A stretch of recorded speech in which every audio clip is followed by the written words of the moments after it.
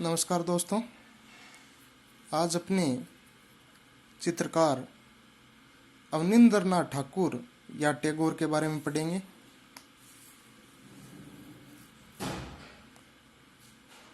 तो अवनींद्रनाथ ठाकुर का जन्म जन्माष्टमी के दिन हुआ था। इनका जन्म जन्माष्टमी के दिन हुआ था। अवनींद्रनाथ ठाकुर का जन्म 1871 ईस्वी में कलकत्ता के जोरासाको में हुआ था। इनका जन्म कलकत्ता के जोरासाको में हुआ था। ये रिश्ते में रविंद्रनाथ ठाकुर के भतीजे थे। ये रविंद्रनाथ ठाकुर के भतीजे। इनके पिता का नाम गुणेंद्रनाथ, दादा का नाम गिरीन्द्रनाथ तथा चाचा का नाम ज्योतिन्द्रनाथ था। सन 1881 से 1890 ईस्वी तक आपने संस्कृति कॉलेज में शिक्षा ग्रहण की। उन्होंने 1881 से 1890 तक संस्कृति कॉलेज में शिक्षा ग्रहण की। आपने यूरोपीय कला का प्रशिक्षण इटली के चित्रकार ओ गिलिहार्डी से प्राप्त किया। अवनी बाबू ने यूरोपीय कला का प्रशिक्षण जो इटली के चित्रकार थे ओ गिलिहार्डी उनसे प्राप्त किया था। पेस्टल रंग, जल रंग, तेल रंग तकनीक अंग्रेज चित्रकार सीपामर से सीखी। पेस्टल रंग, जल रंग, तेल रंग की तकनीक अंग्रेज चित्रकार सीपामर से उन्होंने सीखी थी।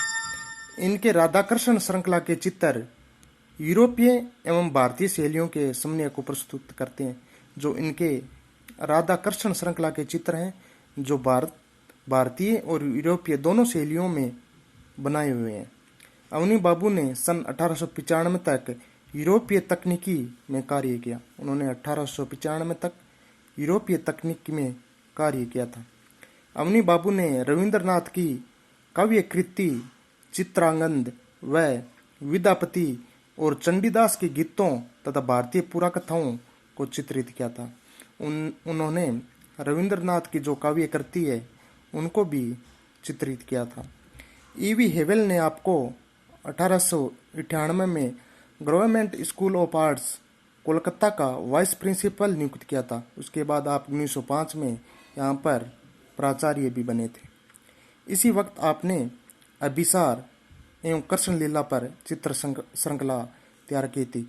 आप जब गवर्नमेंट स्कूल ऑफ आर्ट में वाइस प्रिंसिपल थे उसी समय इन्होंने अभिसार और कृष्ण लीला पर चित्र श्रृंखला तैयार की। ईवी हेवेल के निर्देशन पर आपने मुगल व राजस्थानी चित्रकला का अध्ययन किया। इस समय उनके चित्र व चित्र श्रृंखलाओं में बुद्ध चरित्र, कृष्ण चरित्र, बुद्ध का जन्म, बुद्ध और सुजाता, कवि कंकण और कृष्ण मंगल श्रृंखला है।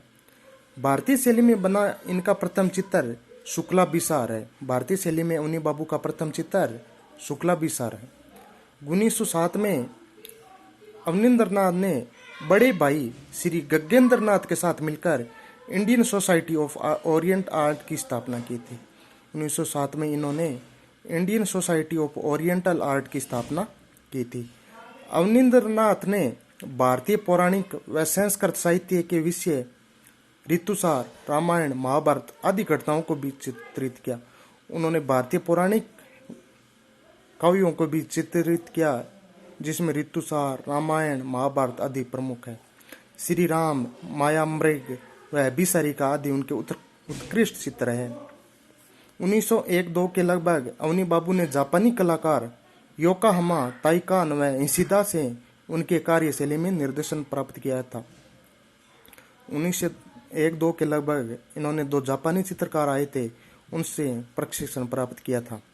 जापानी पत्ती को सीखने के बाद सन 1905 से 1907 में उमर ख्याम की श्रृंखला वीरयक्ष, गणेश जननी जैसी कृतियां निर्मित की थी।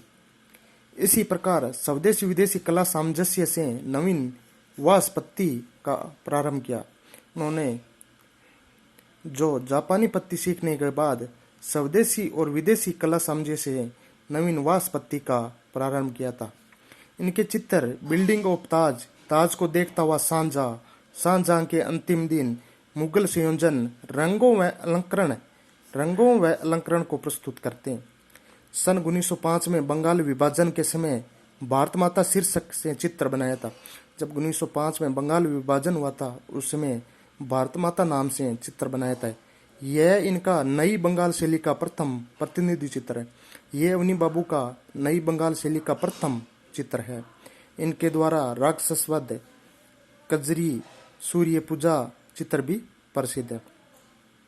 1920 से 26 के दौरान पेस्टल रंगों द्वारा भी व्यक्तिगत चित्रण बनाए थे, जिनमें गांधी है, टैगोर, CF एंड्रूज, आलमगीर, नूरजहां, औरंगजेब आदि इस युग के महत्वपूर्ण चित्र थे। इन्होंने 1920 से 26 में व्यक्ति चित्र भी बनाए थे, जिसमें टैगोर, एंड्रूज, आलमगीर, नूरजहां, औरंगजेब आदि के चित्र इन्होंने बनाए थे।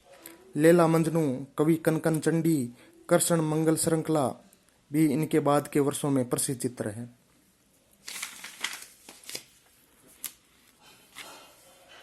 अंतिम समय में बनी इनकी लास्ट जर्नी या यात्रा का अंत अत्यंत मार्मिक कृति है।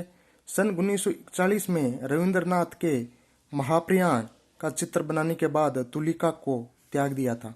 1941 में जब रविंद्रनाथ का निधन हो गया था, तो उनका महाप्रयाण का चित्र बनाने के बाद अपनी तुलिका को छोड़ दिया था।